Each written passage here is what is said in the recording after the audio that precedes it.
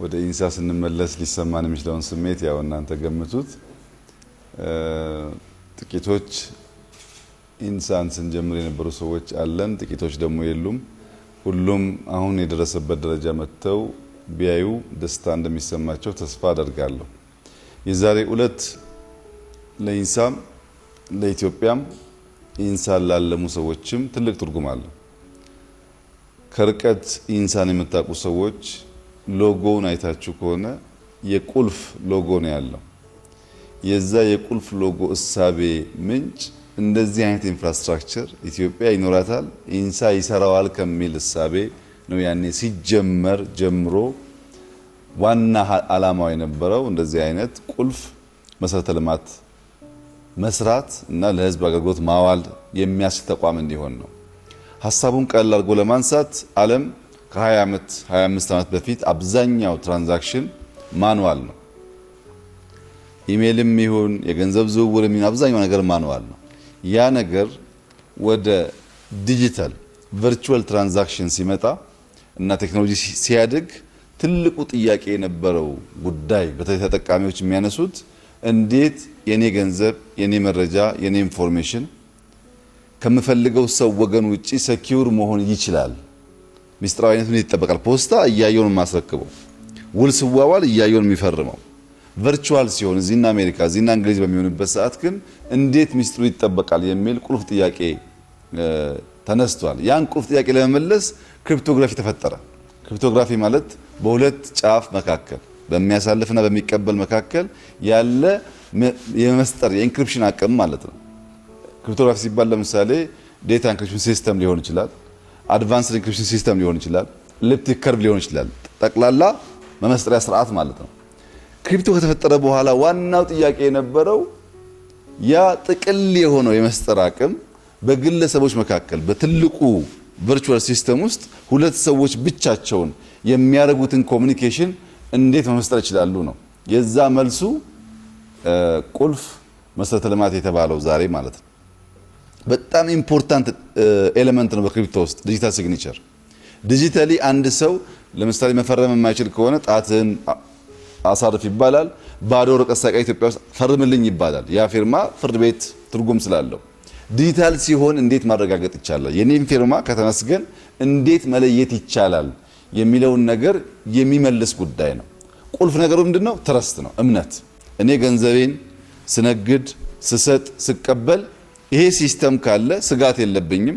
የፍትህ ስርዓቱም ይሄንን ተንተርሶ ቴክኒካሊ በሚያግዙ ሰዎች ልክ እንደ ማንዋሉ መወሰን ስለሚችል እምነት ያሳድጋል ማለት ነው።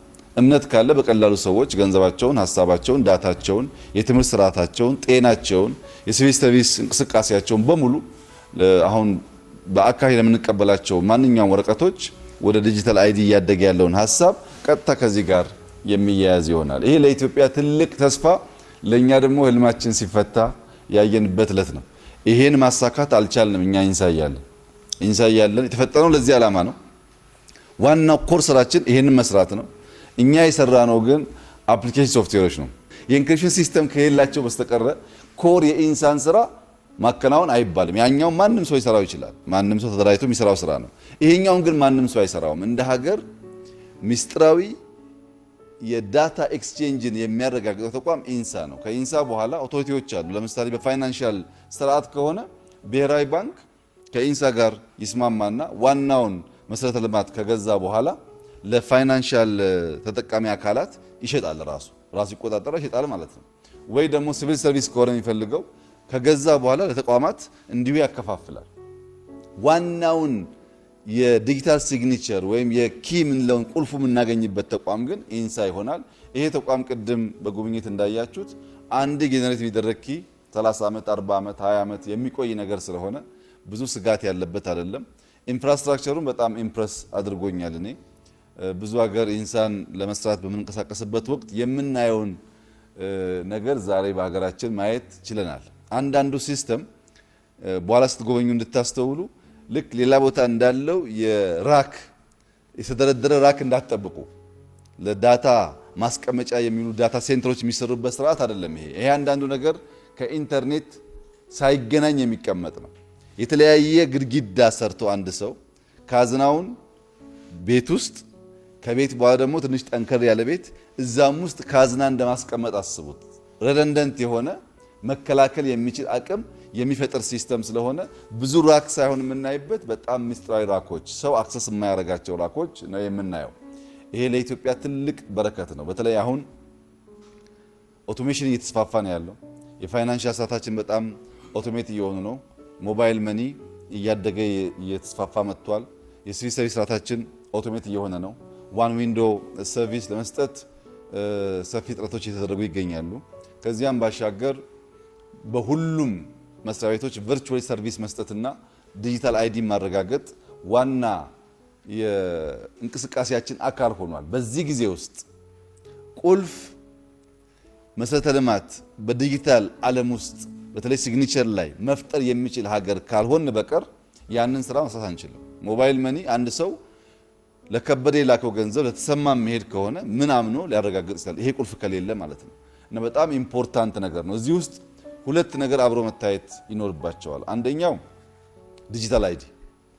ዲጂታል አይዲ በደንብ ተገንዝበን ድጋፍ እያደረግን ያለን አይመስለኝም። ኢትዮጵያ ዲጂታል አይዲን መጠቀም ካልጀመረች አሁን ያለው ሌብነት፣ አሁን ያለው ኮንትሮባንድ፣ አሁን ያለው ኋላ ቀር አሰራር፣ አሁን ያለው ድርቶ ይቀጥላል። አንድ ሰው መታወቂያ አለው፣ አንድ ሰው የበርዝ ሰርቲፊኬት አለው፣ አንድ ሰው ሌላ ማስረጃ ይይዛል። ይሄን ሁሉ ሰብስቦ ዩኒክ ማንነት እንዲፈጠር የሚያደርገው ዲጂታል አይዲ ነው። ዲጂታል አይዲን በሚመለከት ተቋማት በተናጠል ሳይሆን ከአንድ ሴንተር መፍጠር አለባቸው። ኦሮሚያ ለብቻ፣ አማራ ለብቻ፣ አዲስ አበባ ለብቻ የሚባል ዲጂታል አይዲ የለም። ናሽናል ነው ዲጂታል አይዲ።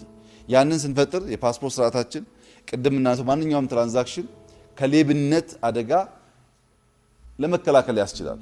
መላው ኢትዮጵያ ሕዝብና በዚህ ያላችሁ ሰዎች ማስተዋል ያለባችሁ ነገር ኢትዮጵያን ፊዚካሊ ማጥቃት ቀላል እንዳልሆነ ብዙዎች ያምናሉ። እኛን በውጊያ መጥተው ማሸነፍ በተደጋጋሚ ብዙዎች ሞክረው ያልቻሉት ጉዳይ ስለሆነ ቀላል እንዳልሆነ በደንብ ይገነዘባሉ።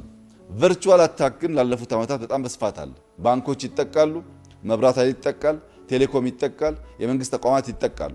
ቨርቹዋል አታክን መከላከል የሚያስችለው ተዋግቶ ተዋድቆ ራሱን ሰውቶ ሀገር የሚታደግ ሰራዊት እንዳለው ሁሉ በዚህም ዘርፍ ተመራምሮ አውቆ ልቆ ሀገር መከላከል የሚያስችል ብቃት ያለው ሰው መፍጠር ይጠይቃል። ያንን ማድረግ ካልቻል ፊዚካሊ ቦርደር ብንከላከልም ቨርቹዋሊ የፈለጉ ሰዎች ገብተው ያሻቸውን ሊያደርጉ ይችላሉ። ሀገርን ለማጽናት፣ ሀገርን ለማቆየት፣ ለመዘመን፣ የተሳለጠ ስርዓት ለመፍጠር እንደዚህ አይነት ቴክኖሎጂ በጣም በእጅጉ አስፈላጊ ናቸው። ይሄን ደግሞ መሰረት እንዲኖረው በቅርቡ 5 ሚሊዮን ኮደርስ በኢትዮጵያ ለመፍጠር ሰፊ ስራ ተጀምሯል።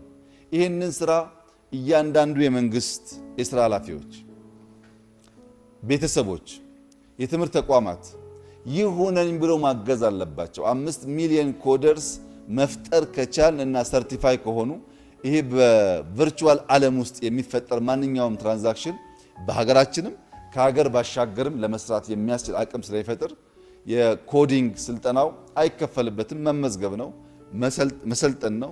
ሰርቲፊኬቱ በጣም ወሳኝ ነው። ያ ሰርቲፊኬት ያለው ሰው የትኛውም ዓለም በተሻለ ዋጋ ሊቀጠር ሊሰራ ይችላል። በሀገር ውስጥም በጣም በርካታ ጥቅም ያለው ስራ ሊሰራ ይችላል። እነዛን 5 ሚሊዮን ኮደርስ አሳክተን ዲጂታል አይዲን አሳክተን ኪ ፐብሊክ ኢንፍራስትራክቸር ፕሮፐርሊ መጠቀም ከቻል ወደ ትክክለኛው የቨርቹዋል ዓለም ገባን ማለት ነው። ቨርቹዋል ዓለም ውስጥ የሚገጥሙንን ውንብድናዎች፣ ሌብነቶች ተከላክለን ለመነገድ ለማድረግ ያለንን ፍላጎት ለማሳካት በእጅጉ የሚያግዝ ስለሆነ ይህ ጉዳይ የሚመለከታቸው አካላት በሙሉ የዲጂታል ካውንስል ሰብሳቢው ምክትል ጠቅላይ ሚኒስትሩ ከኛ ጋር ስላሉ ይሄ የእርሶ የረጅም ጊዜ ህልም እንደሆነ አውቃለሁ። እኔ በበኩሌ ዛሬ ይሄን ማየቴ በጣም ደስታ ይሰማኛል። ኢንሳ የተፈጠረው ይሄን ለመስራት ነበር። በእኔ ዘመን ይሄን ማሳካት አልቻልንም። ከኔ በኋላ ባለው ጊዜ ውስጥ የተበተነ ጉዳይ ስለነበረ ኢንሳ ሰብሰብ ብሎ ኮር ስራውን ይስራ የሚል ሐሳብ ሲመጣ የዚህ የኪ ፐብሊክ ኢንፍራስትራክቸር ሐሳብ በዲጂታል ኢትዮጵያ ውስጥ ተካቷል። ስትራቴጂያችን ላይ ያለ በኢኮመርስ ትራንዛክሽን አዋጅ ላይ ተካቷል። በህግ እየመለስን የመጣ ነው። ዝም ብሎ ሳይሆን በህግ እየመለስን ካውንስሉ ጉዳዩ ገብቶት አውቆ እንዲሰራ ነው የሆነው።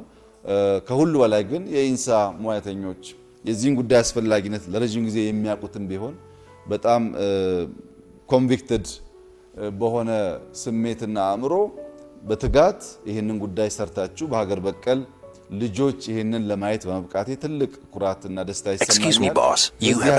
ያለፉ ሰዎች በሙሉ ደስታ እንደሚሰማቸው ተስፋ አደርጋለሁ። መላው የኢትዮጵያ ሕዝብ እንኳን ደስ ያላችሁ ማለት እፈልጋለሁ። ስሙ ምን ይላል? KPI ማለት ኪ ፓብሊክ ኢንፍራስትራክቸር። ይሄ የፓብሊክ ኢንፍራስትራክቸር ነው እንጂ የኢንሳ አይደለም፣ የባንኮች አይደለም፣ የቴሌኮም አይደለም። የህዝብ ነው። ልክ መንገድ እንደሚባለው ግድብ እንደሚባለው ለህዝብ የሚውል ቁልፍ መሰረተ ልማት ነው።